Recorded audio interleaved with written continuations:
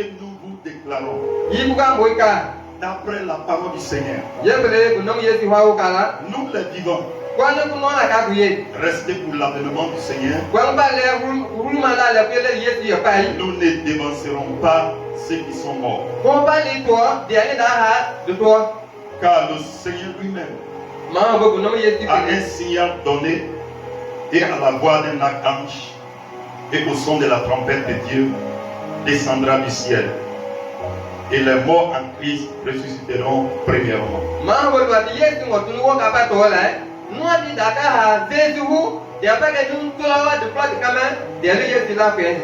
Ensuite, nous les vivants qui seront restés, nous serons tous ensemble élevés avec eux sur des nuées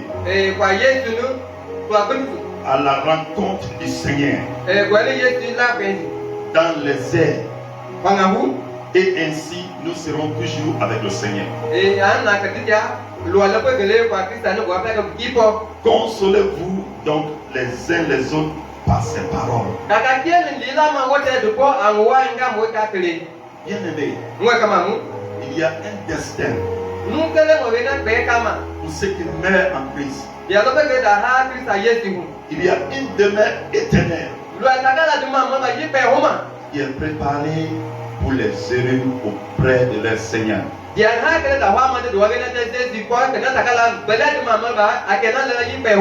Et nous croyons que notre maman Sarah Denistia est déjà auprès de son Seigneur au nom de Jésus-Christ. Ce document que nous venons de lire est un livre qui a été écrit par l'apôtre Paul. L'église à Thessalonique a été fondée pendant le deuxième voyage missionnaire de l'apôtre Paul.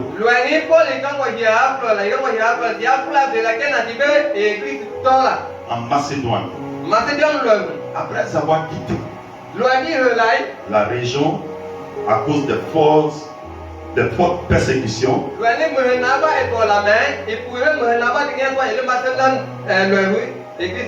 Paul écrit cette lettre aux Thessaloniciens. Et puis Corinthe, pour les féliciter, les encourager et les instruire. Le point central des 1 Thessaloniciens est la deuxième venue de notre Seigneur Jésus-Christ. Bien-aimé, le Seigneur Jésus-Christ va revenir un jour pour prendre ses élus, pour prendre ses enfants, pour se mettre à donner un enseignement sur plusieurs questions qu'il est. Et l'une de ces questions est comment réagir face à la mort. Comment le chrétien peut réagir face à la mort. Apparemment, une des questions principales dans l'esprit des croyants concernant ceux qui mourraient avant le retour du Seigneur.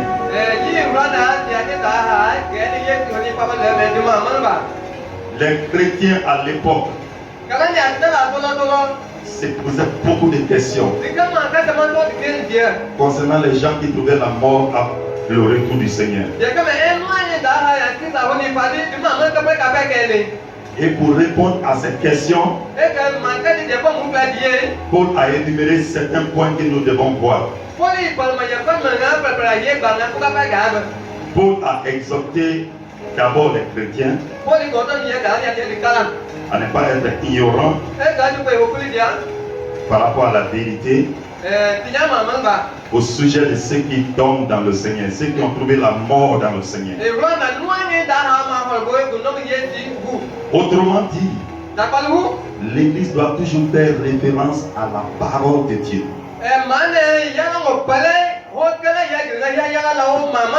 Quand il s'agit de la mort des chrétiens. Et Paul a été plus loin en expliquant comment la parole de Dieu considère la mort du croyant. Quand vous regardez le verset 13, il a dit: ne soyez pas ignorants au sujet de ceux qui dorment. La parole de Dieu considère la mort du croyant sommeil, le sommeil.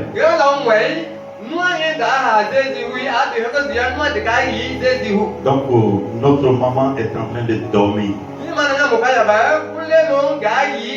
Un jour elle va se réveiller pour le Seigneur, pour rejoindre le Seigneur. Pour le croyant, la mort est repos.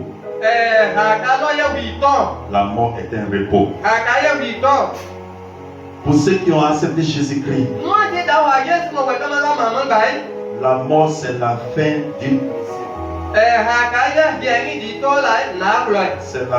d'une mission. Notre maman a terminé sa mission. Donc elle doit repartir à sa demeure éternelle. Pour le croyant, la mort est un appel divin. C'est le Seigneur lui-même qui appelle ses enfants. Donc je crois que le Seigneur a appelé notre maman. Maman Sarah a donné sa vie dans cette église. Elle a accepté le Seigneur Jésus-Christ ici dans cette église. Et elle a toujours été fidèle au Seigneur.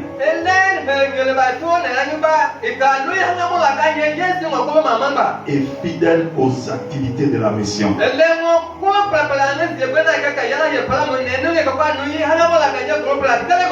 Elle a tout fait pour que ses enfants soient sauvés. Elle a conduit tous ses enfants au Seigneur.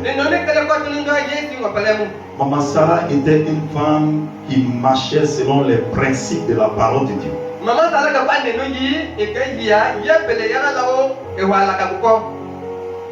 Même chez elle, elle avait établi des principes. Pour elle, tous ses locataires devraient marcher selon la parole de Dieu. Maman Sarah recevait souvent des messages de la part du Seigneur par des songes.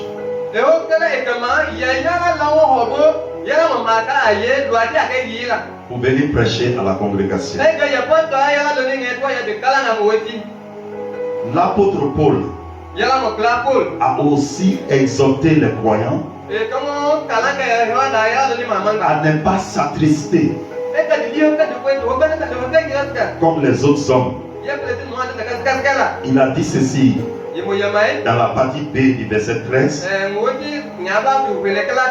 Il a dit qu'afin que vous ne vous affligiez pas comme les autres qui n'ont point d'espérance. Il y a de l'espérance pour ceux qui meurent dans le Seigneur. Donc nous devons continuer à marcher avec le Seigneur. Nous devons rester fidèles au Seigneur jusqu'à la fin. Selon le verset 14, la Bible a déclaré que ceux qui tombent le Seigneur,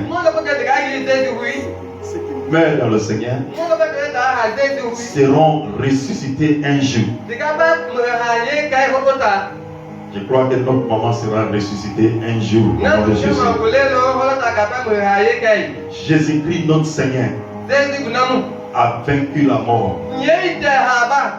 Nous, en tant que croyants,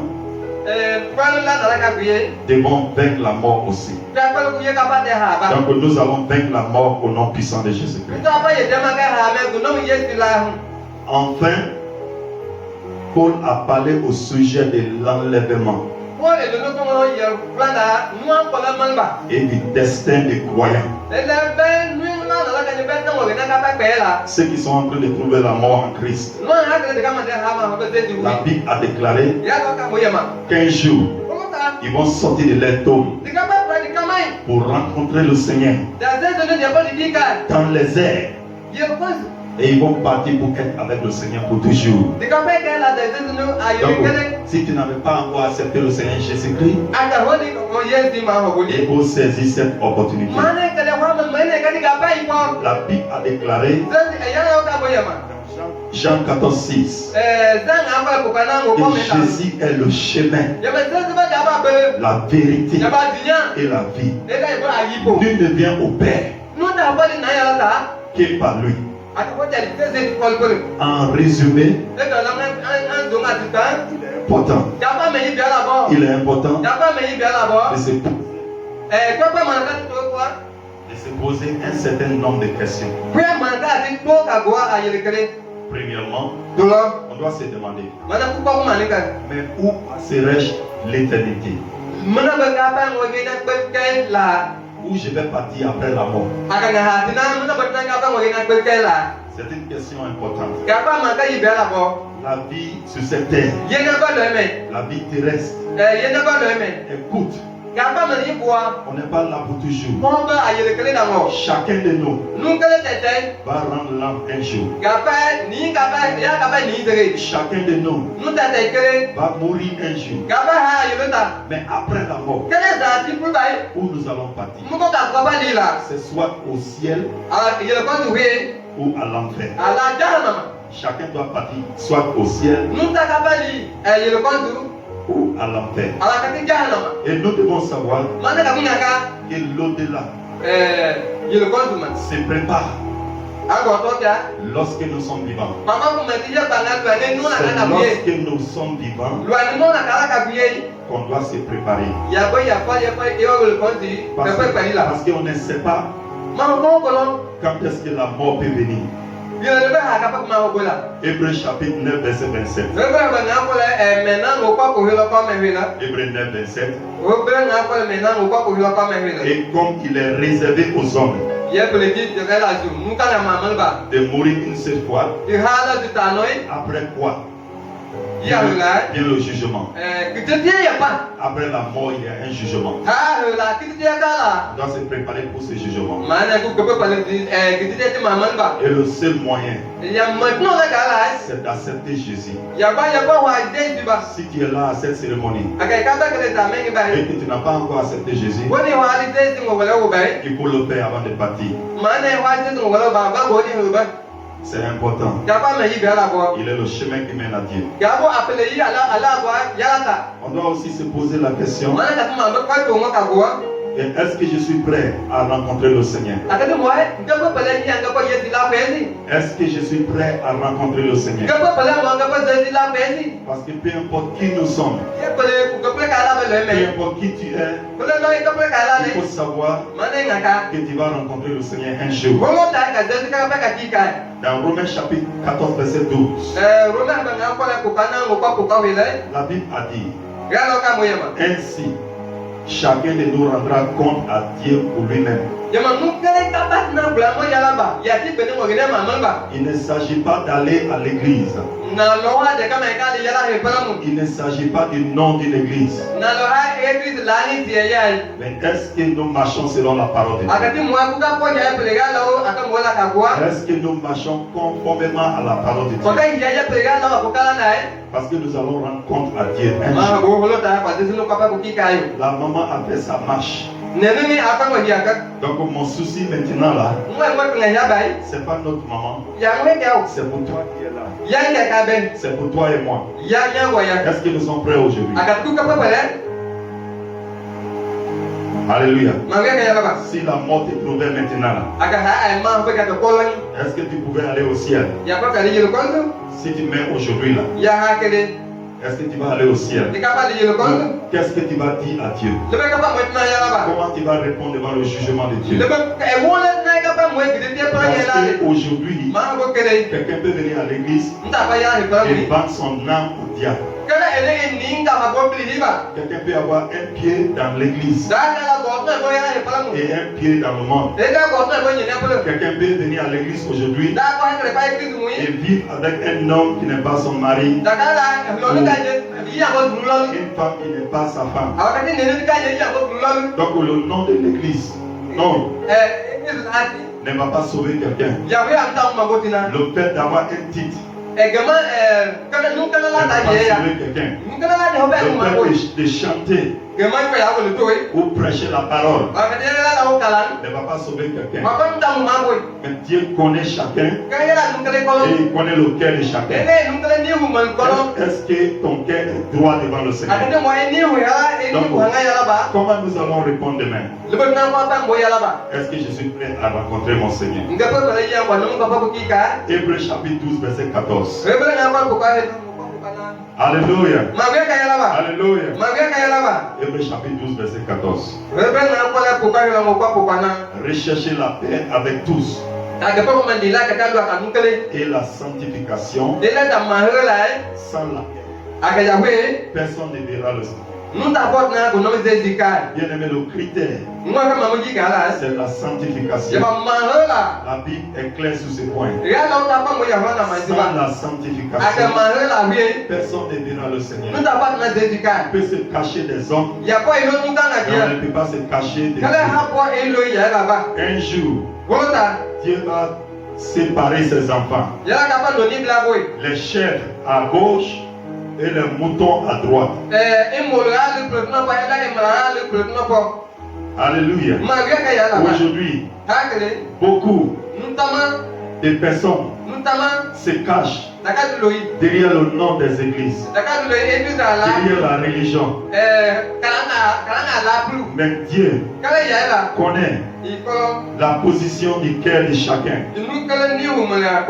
et il va nous demander un compte.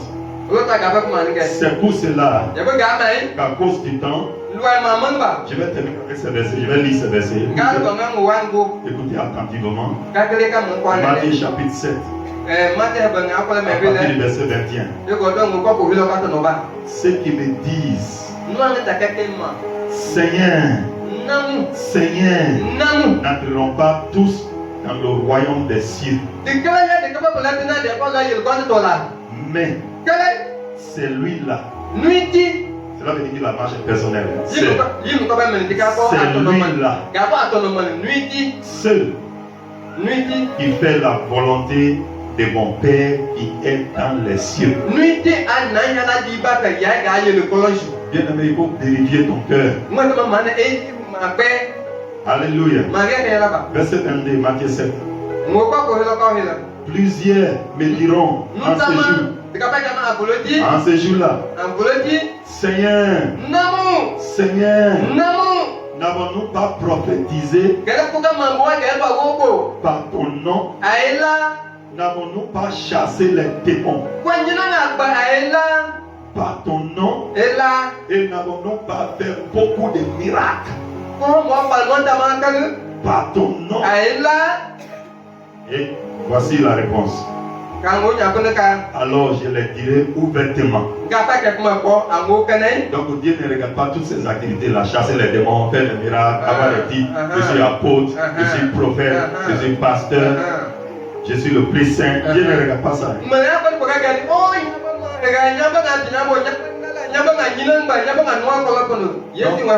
Donc si tu veux, il faut guérir tous les malades qui sont en Guinée par la puissance. Il faut faire des miracles. Il faut porter des titres. Mais regardez la réponse. Alors je les dirai ouvertement. Je ne vous ai jamais connu. Est-ce que Dieu te connaît? Retirez-vous de moi, vous qui commettez l'iniquité. Dieu veut simplement dire ici que je vois ce que tu fais en secret. Tu fais des prestations devant les hommes. Les hommes voient des miracles. Les hommes savent que tu es un apôtre. Mais pour Dieu, tu commets l'iniquité. Et il a dit que je vais le dire, éloignez-vous de moi. Éloignez-vous. Je ne vous ai jamais connu. Est-ce que Dieu te connaît? J'ai prié que le Seigneur nous aide. On priait souvent ensemble avec la maman. Elle pouvait m'appeler pour qu'on puisse prier à deux. On a fait ça depuis des années. Et je vous parle sincèrement qu'elle marchait avec le Seigneur. Le chemin, on dit que son âme repose.